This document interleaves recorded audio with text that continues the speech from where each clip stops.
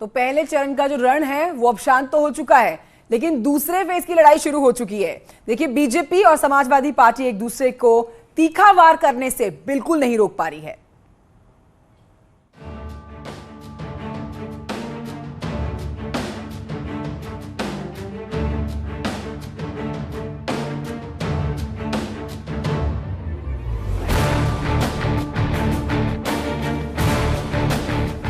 जाटलैंड में 2022 के लिए किस्मत आजमा रहे 623 प्रत्याशियों की किस्मत ईवीएम में कैद हो गई। यानी पहले फेज की 58 सीटों के लिए मतदान संपन्न हो गए। छिटपुट घटनाओं को छोड़कर करीब सभी सीटों पर शांतिपूर्ण मतदान हुए। लोकतंत्र के पर्व में लोगों ने जमकर हिस्सा लिया। बुजुर्ग, नौजवान, महिलाएं, दिव्यांगों ने वोटिंग में अपनी अपनी हिस्सेदारी दिखाई। मतदान सुबह 7 बजे से शाम 6 बजे तक चला। मतदान के दौरान दिग्गजों ने अपने बूथ पर भी वोट डाले। देखिए, सब लोग मतदान करें। ये चुनाव कोई सामान्य चुनाव नहीं है। उत्तर प्रदेश के नौजवानों के बेहतर भविष्य से जुड़ा चुनाव है, बेटियों की सुरक्षा से जुड़ा चुनाव है।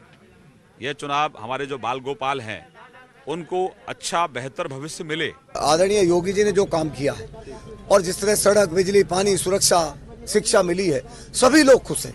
और कुल मिलाकर के विकास के सारे रिकॉर्ड तोड़ने का काम आदरणीय योगी जी ने 5 साल में किया है। जाट जो वोट देता है वो खुद्दा मार के दिया करे। पहले खुद्दा मारेंगे, बड़ी कीमती वोट है इनकी, क्योंकि वोटर के साथ ये सपोर्टर भी होता है। लेकिन हमेशा आखिर में ये प्रदेश के बेहतरी में, देश के इशू पे और बड़े मुद्दों पे वोट डालता है।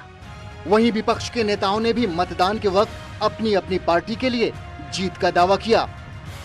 रोजगार, खेती के विषय, औद्योगिकरण जिसकी आवश्यकता है पश्चिमी उत्तर प्रदेश को, इन विषयों को लेकर मैं और अखिलेश जी काम करना चाहते हैं।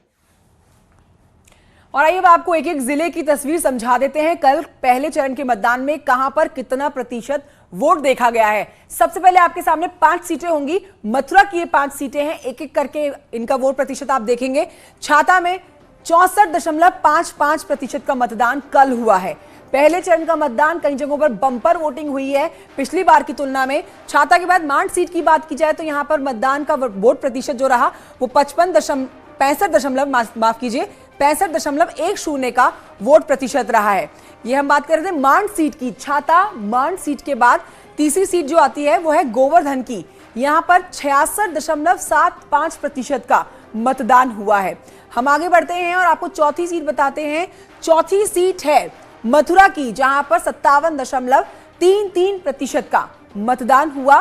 तो कई जगहों पर बम्पर वोटिंग और कई जगहों पर वोट प्रतिशत कम देखा गया है 2017 की तुलना में।